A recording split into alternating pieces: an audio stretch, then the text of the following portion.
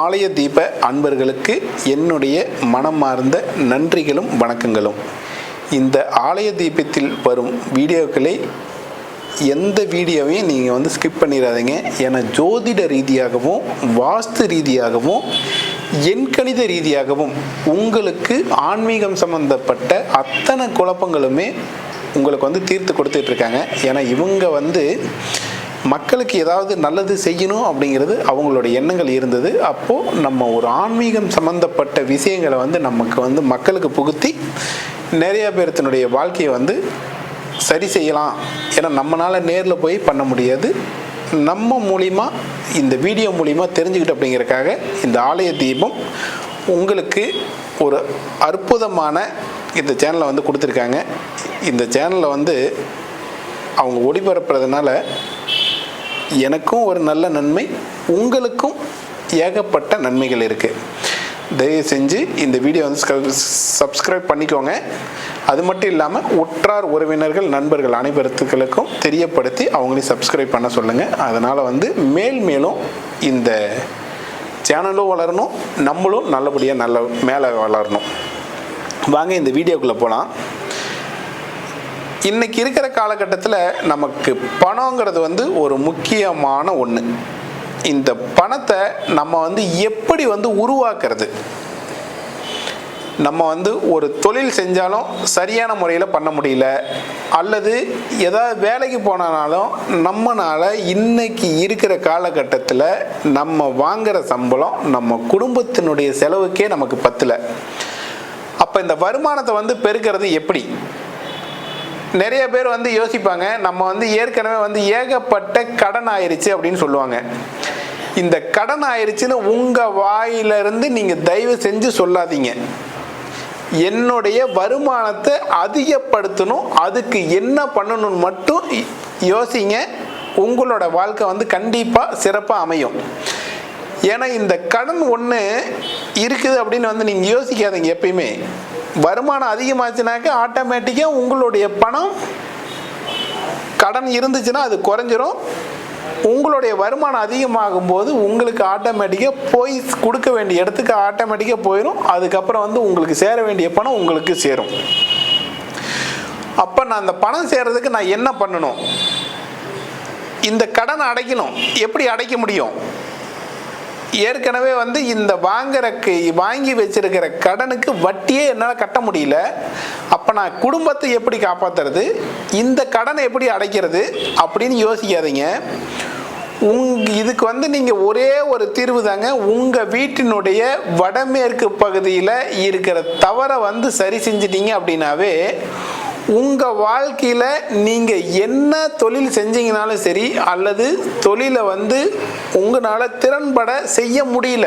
இப்போ எனக்கு பெரிய ஒரு நிறுவனம் இருக்குது, ஆனால் எங்கிட்ட ஆர்டர் நிறைய இருக்குது, ஆனால் என்னால் செயல்படுத்த முடியல. ஏன் அப்படின்னாக்க எனக்கு லேபர் கரெக்டாக அமையல. சரி, ஓகே, லேபர் கரெக்டாக அமைஞ்சிட்டாங்க, எங்கிட்ட தொழிலும் இருக்குது, ஆனால் ரன் பண்ண முடியல. ஏன்னா ஏற்கனவே ஒரு 4-5 மாதம் கம்பெனி ஓடலை. அப்போ எனக்கு மணி ரொட்டேஷனுக்கான பணம் எங்கிட்ட இல்லை. இப்போ என்னால் சம்பளம் கொடுக்க முடியல, என்ன பண்ணுறது இப்படின்னு நிறைய பேர் இருக்காங்க. சரி, ஓகே, இன்னைக்கு பணமும் இருக்குது, அதே மாதிரி நம்மக்கிட்ட லேபரும் இருக்காங்க, ஆர்டர் இருக்குது அப்படின்னு பார்த்தீங்கன்னா அதில் ஒரு சில கருப்பு ஆடுகள் இருக்கும். அது நம்மளால் கண்டுபிடிக்க முடியாது. தெரிஞ்சாலும் அவங்கள ஒன்றும் பண்ணவும் முடியாது. அதனாலேயே நிறைய நிறுவனங்கள் காணாமல் போயிருக்குங்க. இது ஏன் அப்படின்னு யாருமே யோசிச்சே பார்க்கறது இல்லை. நமக்கு என்னன்னா, அவன் தப்பு மட்டும்தான் நடக்குது, அந்த தப்பை எப்படி சரி பண்ணுறதுன்னு அவங்களுக்கு தெரியல. அதாவது இன்னைக்கு ஒருத்தர் தப்பு செய்கிறாரு, சரி அவங்கள நீக்கிட்டோம் அப்படின்னாக்க வேற ஒரு தப்பு செய்கிறவங்க கண்டிப்பாக வருவாங்க. ஏன்னா உங்கள் வீட்டினுடைய வடமேற்கு மூலையில் சரியாக இல்லாத ஒரே காரணத்தினால தான் அந்த தவறு நடக்குது. இன்னைக்கு வெட்டு, குத்து, கொலை, கொள்ளை, கற்பழிப்பு எல்லாமே வடமேற்கு சம்மந்தப்பட்டது தாங்க. ஏன்னா இது நமக்கு தெரியறதில்ல. நம்ம வந்து இந்த கொலை கொள்ளை கற்பழிப்பு நம்ம வந்து இதெல்லாம் ஏற்படுறதெல்லாம் எப்படின்னு நம்ம வந்து யோசிக்க தெரியறதில்ல.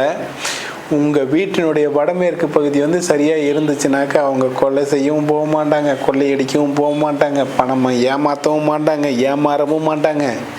அவங்களோட தொழிலும் சரியாக அமையும். இப்போ வந்து உங்களுக்கு ஒரு பணம் வந்து லாஸ் ஆகுது அப்படின்னா எதனால் ஆகுது? நம்ம தேவைக்கு அதிகமான பணத்தை நம்ம வாங்கிட்டோம். அந்த பணத்தை வேறு ஏதாவது ஒன்றில் வந்து நம்ம வந்து முதலீடு பண்ணிட்டோம். போட்ட முதலீட்டிலேருந்து நம்மளால் வந்து வருமானத்தை எடுக்க முடியல. இதனால தானே நம்ம வந்து பணம் வந்து இழப்பீடு ஆகுது. அந்த பணம் இழப்பீடு ஆகாமல் இருக்கணும்னாக்க நம்ம வீட்டினுடைய வடமேற்கு பகுதியை வந்து சரியாக அமைஞ்சிட்டோம்னு நீங்கள் வச்சுக்கோங்களேன். உங்ககிட்ட ஒரு திருடன் இருந்தானாக்கா அவன் வந்து திருடன் ஓடிடுவாங்க. ஒரு நிறுவனம் ஓடிட்டு இருக்கு அப்படின்னாக்கா அதில் வந்து உங்கள் வீட்டினுடைய வடமேற்கு வந்து சரி செஞ்சீங்க அப்படின்னா ஒரு சிலர் தப்பு பண்ணுறவங்க ஆட்டோமேட்டிக்காக உங்களுக்கே காட்டி கொடுத்துரும். அவங்க வந்து ரெண்டாவது அவங்க நீடிக்க மாட்டார்கள். அந்த இடத்துல ஒரு சின்ன சறுக்கல் வரும், கவலைப்படாதீங்க. அதை விட உங்களுக்கு பல மடங்கு உங்களுடைய நிறுவனமாக இருந்தாலும் சரி அல்லது ஒரு தொழில் செய்கிற இடமா இருந்தாலும் சரி ஆட்டோமேட்டிக்காக வந்து மறுபடியும் குரோத் ஆயிடும். ஏன் இதை வந்து இவ்வளோ ஆணித்தரமாக அடித்து சொல்கிறேனாக்க, ஏன்னா பல்லாயிரக்கணக்கான நிறுவனங்களில் வந்து இது தப்பு வந்து ஏகப்பட்ட இடத்துல நடந்திருக்கு. அந்த தப்பை சரி செஞ்சு அவங்களுடைய நிறுவனம் வந்து கீழே காணாமல் போன நிறுவனமெல்லாம் எந்திரிச்சு நிற்க வச்சுருக்கோம். அதனால் உங்கள் வீட்டினோடு தான் கட்டமைப்பு தான் ஃபஸ்ட்டு, அதுக்கப்புறம் தான் தொழில். இப்போ வந்து ஒருத்தங்க வந்து வாஸ்து பார்க்கணும், ஒரு வந்து நிறுவனம் வந்து ஆரம்பிக்கணும் அப்படின்னாக்க கண்டிப்பாக வந்து நான் நிறுவனத்தை வந்து ஃபஸ்ட்டு பார்க்க மாட்டாங்க. ஏன்னா அவங்களுடைய பூர்வீகத்தை வந்து ஃபஸ்ட்டு சரியாக அமைக்கணும். ஏன்னா தொப்புள் கொடி உறவு சரியாக அமைஞ்சால் மட்டும்தான் அவங்களுடைய தொழிலை வந்து சரியாக அமைக்க முடியும். அப்போ பூர்வீகத்தில் வந்து என்ன தான் தப்பு இருக்கும்? நான் தான் அந்த வீட்டுக்கே போகலை, அந்த வீட்டில் இப்போ யாருமே இல்லை அப்படின்னாக்கா அந்த வீட்டை ஏன் வச்சுருக்கீங்க? இல்லை, அது வந்து எங்கள் அப்பா தாத்தா பாட்டம் கட்டினது, அந்த வீடு வந்து ஞாபகார்த்தமாக இருக்கணும். அந்த வீடு வந்து அவங்க இருந்தப்போ வந்து ரொம்ப செல்வ செழிப்பாக இருந்துச்சு. சரி, ஓகே, அன்னைக்கு செல்வ செழிப்பாக இருந்த வீடு இன்னைக்கு ஏன் செல்வ செழிப்பாக இல்லை? அது நீங்கள் யாராவது யோசிச்சு பார்த்துருக்கீங்களா? அதை ஃபஸ்ட்டு கரெக்டாக யோசிங்க. அந்த இடத்துல என்ன தப்பு இருக்கோ அதை சரி செய்யுங்க. அதில் வந்து பார்த்தீங்கன்னாக்க இப்போ ஒரு வேளை வந்து நீங்கள் வந்து வெளியூரில் இருக்கீங்க, பூர்வீகத்தில் வந்து ஒரு வீடு இருக்குனாக்கா அந்த வீட்டை வந்து அடிக்கடி வந்து உள்ளே வந்து சுத்தம் பண்ணுங்கள். வடகிழக்கில் வந்து எந்த பொருளையும் போடாதீங்க. கிழக்கு பக்கம் ஒரு ஜன்னலை போட்டு அதுக்கு ஒரு ஸ்க்ரீன் துணி போடுங்க, உள்ளே டஸ்ட்டு போகாத மாதிரி ஓரளவுக்கு ஒரு ஸ்க்ரீன் துணியை போடுங்க. அந்த வீடு வந்து ஒரு செழிப்பாக ஏற்படுத்துங்க. இல்லைன்னா யாரையாவது ஒருத்தங்களை வந்து அவங்க அங்கே இருக்க சொல்லுங்கள், பக்கத்தில் வந்து க்ளீன் பண்ணி அந்த வீட்டை வந்து கொஞ்சம் ரெடியாக சுத்தம் பண்ணி வைங்க அப்படின்னு சொல்லுங்கள்.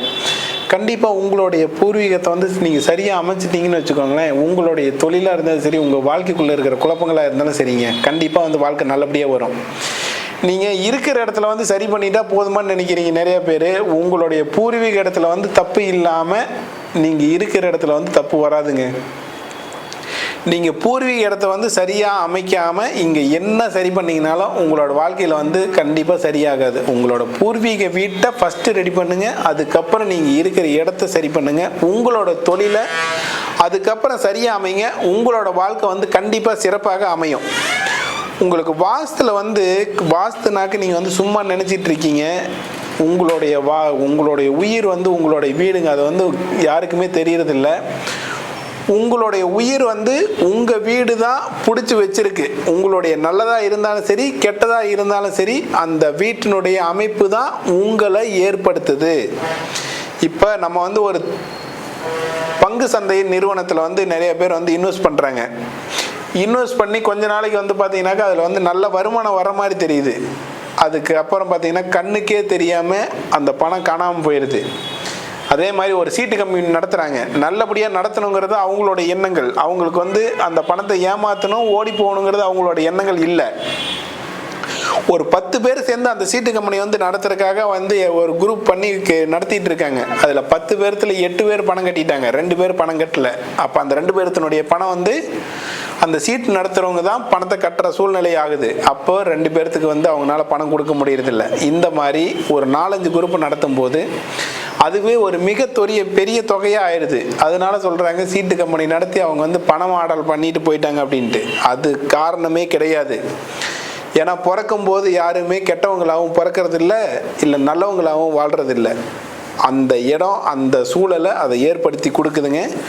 உங்கள் வீட்டினுடைய வடமேற்கு பகுதியை சரியாக அமைக்கும்போது உங்களுக்கு நீங்களும் ஏமாற மாட்டீங்க, அடுத்தவங்களையும் ஏமாற்ற மாட்டீங்க.